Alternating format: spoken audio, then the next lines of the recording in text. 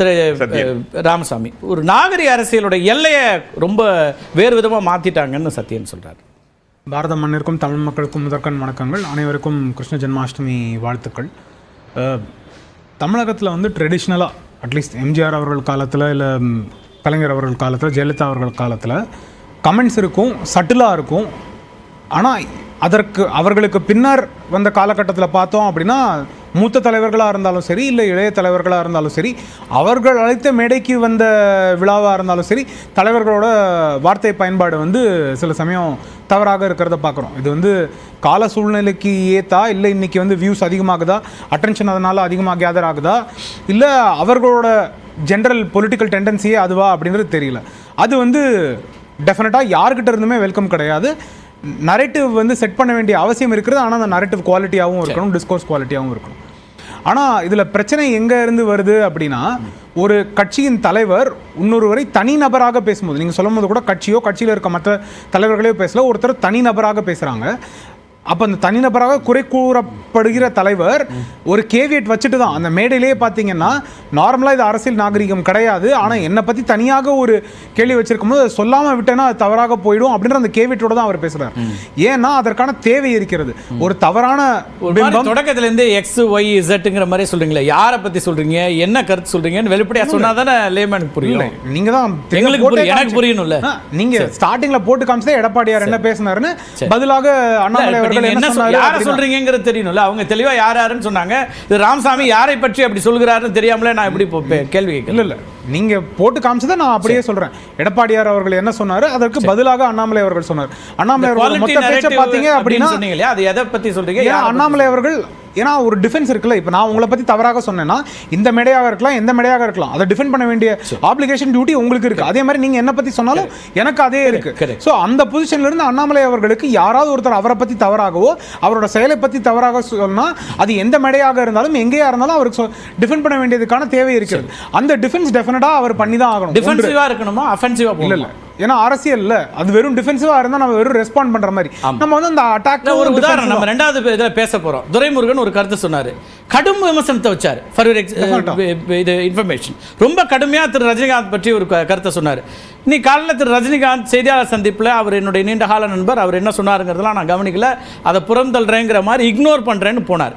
அப்போ பொது வாழ்க்கையில் அதுதானே பார்க்கப்படும். நீங்கள் வந்து எனக்கு விமர்சனம் வச்சுட்டாங்கன்னா எதிர் விமர்சனம் நான் வந்து ஏறி அடிப்பேன், என்ன வேணால் கடுமையாக வைப்பேன். பொது வாழ்க்கையில் இல்லைங்களே, அவர் அரசியல் தான், அவர் அரசியல் பண்ணலையே, அவர் நடிகர்.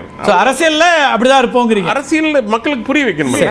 நீங்கள் நடிகரோட எப்படி அரசியல் கம்பேர் பண்ண முடியும்? அவர் அரசியலுக்கு வரவேன்னு சொல்லிட்டு வரவே இல்லையே. நீங்கள் கொண்டாடிய ஒரு மனிதர்ங்கிறதுனால உதாரணத்துக்கு அவரை சொன்னேன். நீங்க அவரே மறுத்தா நான் என்ன பண்ணுவேன்? அவர் நடிகர் தானே, அவர் அரசியல்வாதியோட கம்பேர் பண்ண முடியும்.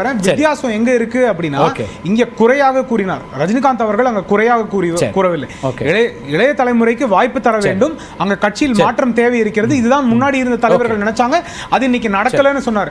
அத குறையாக ஒருத்தர் தவறாக பார்த்தார், அவரோட வார்த்தை பயன்பாடு தவறாக அவர்கள் அழைத்த மேடையில் இருந்து. திரு அண்ணாமலை பேசிய பேச்சுக்களை திரு ராமசாமி முழுமையா ஏற்றுக்கொள்கிறார். நான் கால சூழ்நிலைக்கு ஏற்பது சரியாக இருக்கிறது அப்படின்னு சொல்றேன். அது ஒரு ஜெனரலைஸ்ட் கான்டெக்ஸ்டாக இருந்தா இல்ல, கால சூழலுக்கு ஏற்கக்கூடியதாக இருக்கிறது டெஃபினட்டா. ஏன்னா எடப்பாடியார் அவர் அப்படி பேசணும்ன்ற அவசியம் இல்ல. சோ ஒருத்தர் வந்து ஒரு தவறை செய்து விட்டு யாருமே என்ன பத்தி எதுவும் சொல்ல மாட்டாங்க, எனக்கு வந்து ஒரு ப்ரொடெக்ஷன் இருக்கு, நான் ஒரு அரசியல் கட்சியின் தலைவர், தமிழ்நாட்டில் 52 வருஷமா நான் அரசியல் செஞ்சுட்டேன், அது மட்டுமே எனக்கு ஒரு குவாலிஃபிகேஷன், யாரும் எனக்கு என்ன சொல்றாங்க. திரு எடப்பாடி பழனிசாமி முதலமைச்சராக, எதிர்க்கட்சி தலைவராக அல்லது முன்னாள் அமைச்சராக அவர் இருந்த காலத்தில் எங்கேயாவது தனிநபர் விமர்சனம், தனிப்பட்ட ஒருமையில் பேசி அல்லது அப்படி ஏதாவது சொல்லியிருக்காரா சொல்லுங்கிறார். இது பொலிட்டிக்கல் ஸ்டேட்மெண்ட்ங்கிறார், ஒரு அரசியல் விமர்சனத்தை வைக்கிறாரு. இல்ல அரசியல் ஸ்டேட்மெண்ட் அப்படின்னா, இதே முன்னாடி காலத்துல இந்த 52 வருஷத்துல இதுக்கு முன்னாடி அவர் வச்ச ஸ்டேட்மெண்ட்ஸ் இருக்குல்ல, அதுக்கும் இந்த ஸ்டேட்மெண்ட் வித்தியாசம் இருக்கு.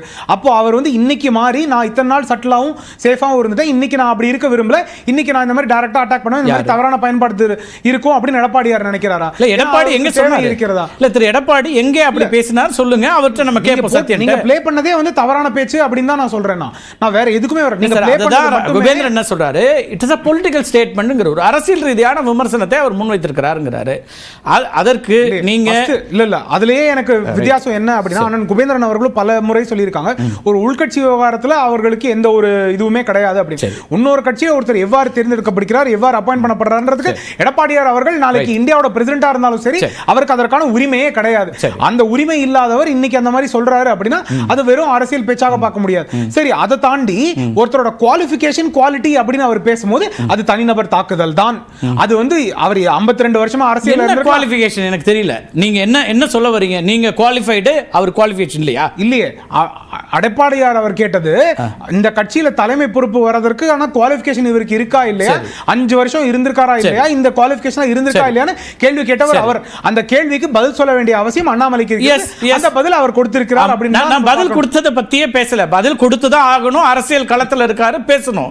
அதனுடைய தரம், குவாலிட்டி ஆஃப் தி ரெஸ்பான்ஸ், அதுதான் பேசப்படுற. Purely depends on what is the nature of the question. அவர் கேட்ட கேள்வியும் கேட்ட இடமும் கேட்ட தரமும் அதற்கேத்த மாதிரி பதில். ஒரு டெஃபமேஷன் கேஸ் வந்தா நீதிமன்றம் இதை எப்படி பார்க்கும்? 2 பேர் வழக்கறிஞரா சொல்லுங்க. வழக்கறிஞராக தான் சார். டெஃபமேஷன் கேஸ் வந்தா எடப்பாடி பழனிசாமி அவர்கள் சொன்னது பொலிட்டிக்கல் ஸ்டேட்மெண்ட், அதை டெஃபமேஷன் சொல்ல முடியுமா? அண்ணாமலை அவர்கள் சொன்னதும் டெஃபமேஷன் கிடையாது. நான் சொல்றேன், உங்களுக்கு நீங்க முழுமையா வாட்ச் பண்ணீங்களா, பார்த்துட்டு சொல்லுங்க. இல்லைன்னா அவங்க சில வார்த்தைகள் சொல்றாங்க, அதெல்லாம் ஏற்புடையதா அப்படின்னு நீதிமன்றம் கேட்கும். இருவருமே 2 பேரையுமே டிஃபேம் பண்ணதாக பர் டெஃபினிஷன் கொண்டு வர முடியாது. 2 பேருமே வழக்கு போடட்டும், 2 பேருக்குமே எந்த டேமேஜஸும் வராது. போடுறதெல்லாம் வேற. அவர் பொது வாழ்க்கையில பல விஷயங்களை 2 பேருமே பார்த்துட்டு இருக்காங்க. நான் கேட்பது வழக்குங்கிறது தன்மை நீதிமன்றம் எப்படி பார்க்கும் அப்படிங்கிற ஒரு தன்மை. வழக்கறிஞராக கேட்டீங்க. இதுவரைக்கும் நீதிமன்றங்கள் இந்த மாதிரி பேச்சுகளுக்கு டிஃபமேஷன் அப்படின்னு யாருக்கும் எந்த தீர்ப்பு கொடுத்தது கிடையாது. தீர்ப்பு கொடுக்கலனாலும் அட்வைஸ் பண்ணுவாங்க. நிறைய வழக்குகள் பார்த்துருக்கிறோம். நம்ம டிஃபமேஷனுக்கு டேமேஜஸ் கொடுத்தது கிடையாது. அதுதான் டெஃபமேஷனுக்குலாம் டேமேஜஸ் வந்திருக்கு. நீங்க ஃபாலோ பண்ணல. இந்த கேसेस இருக்கு. இதுல என்ன இவ்வளவு வேகப்படுறதுக்கு என்ன இது இருக்கு? என்ன பொலிட்டிக்கல் ஸ்ட்ராட்டஜி? ஏன் பிஜேபி இவ்வளவு வேகமா ரியாக்ட் பண்ணுது? இப்ப பிஜேபி இல்ல, திரு அண்ணாமலை அவர்கள் அந்த இடத்துல தனியாகவே அவங்க சொல்றாங்க, அதான் நான் கட்சி சார்ந்து இல்லை, என்ன பத்தி சொன்னதுக்கு. அதுதான் அந்த கேவிட்டியும் டிஸ்க்ளைமரையும் நான் திரும்பி சொல்றேன். அந்த ஒரு ஸ்பெஷல் இதுக்கு அட்டென்ஷன் கொடுத்ததுக்கு அவர் கொடுத்தாகணும். ஒன்று. இரண்டாவது விஷயம், என்னதான் இருந்தாலும் அரசியல் சூழ்நிலை அண்ணாமலை அவர்கள் இன்னைக்கு அடுத்த கட்சியாக, இரண்டாவது கட்சியாக இருக்கலாம், இல்ல முதல் கட்சியாக இருக்கலாம், பாஜகவை கொண்டு வர வேண்டும் அப்படின்றது அவரோட டியூட்டி. இன்னைக்கு பாஜகவின் தலைவராக அதற்கு ரெஸ்பான்ஸ் தேவை. அவர் தெளிவா திரு நாகராஜ் சொல்லிட்டாரு, ஒரு பொலிட்டிக்கல் ஸ்ட்ராட்டஜி எங்களுக்கு இருக்குங்க சார். தேர்தலை சந்திப்பதற்கு, அடுத்தடுத்த தேர்தல்களில் தமிழ்நாட்டுக்கான கட்சியை வளர்ப்பதற்கு அதுல ஒரு பங்கு தான், ஒரு பார்ட் தான் இது அப்படின்றார். அப்ப அது ஒரு பிஜேபியா ஒரு கட்சியா அதை அந்த ஒரு மூவ் எடுக்குது. அதிமுகவை நோக்கி கடுமையான விமர்சனங்கள், அல்லது அதிமுகவை வலுவிழக்க வைக்கிறது. ஒரு கட்சியை வலுவிழக்க வைப்போம், அடுத்த கட்சிக்கு போவோம். அதுதான் எங்க ஸ்ட்ராட்டஜிங்கிறாரு. அதாவது ஒரு கட்சியை வளர்ப்பதற்கு சில வழிமுறைகள் இருக்கிறது, சில தகுதிகள் இருக்கிறது. நீங்கள் மக்கள் பிரச்சனைக்கு போராடுங்க, இங்கே இருக்கிற ஊழல், நிர்வாக சீர்கேடு, இதை பற்றி பேசுங்க. அப்புறம் ஏற்கனவே கடந்த ஆட்சி காலத்தில் நடந்த ஊழலை பற்றி பேசுங்க. நான் என்ன சொல்றேன், கடந்த ஆட்சி காலத்தில் ஊழல் இருப்பதாக குற்றம் சாட்டுகிற நீங்கள் தான் அந்த கட்சியை 200 இடங்கள் பிடிக்கும் என்று பிரச்சாரம் செய்தீங்க. எடப்பாடி ஆட்சிக்கு வர கூட்டணியில் இருக்கும்போது நிறைய கருத்துக்கள் சொல்லதான் சார் செய்யறாங்க. எல்லா கட்சிகளும் எல்லாரோடையும் கூட்டணி வைக்கிறாங்க சார். கூட்டணியில் இருந்த காலத்தில் முரண்பாடுகளை தவிர்ப்பாங்க தான். அப்ப சில விஷயங்களை அட்ரஸ் பண்ணாம வேணா கடந்து போவாங்க. மொத்தமா நம்ம அப்படி எடுத்துட்டு வர முடியுமா? எல்லாருமே வெவ்வேறு காலகட்டங்களில் கூட்டணியில் இருந்துருக்காங்க. பிஜேபி காங்கிரஸ் கூட்டணியில் இருக்காது, திமுக அதிமுக இருக்காது, மற்றெல்லாம் மாறி மாறி இருக்கத்தானே செய்யறாங்க. நீங்க விமர்சிப்பதற்கு நான் தடை சொல்லலை, சரி விமர்சிங்க. சரி, நான் என்ன கேட்கிறேன், 2021 கூட்டணி இருக்கும்போது 200 இடங்களை பிடிப்பார் எளிமையான முதலமைச்சர் அப்படிலாம் சொல்லும்போது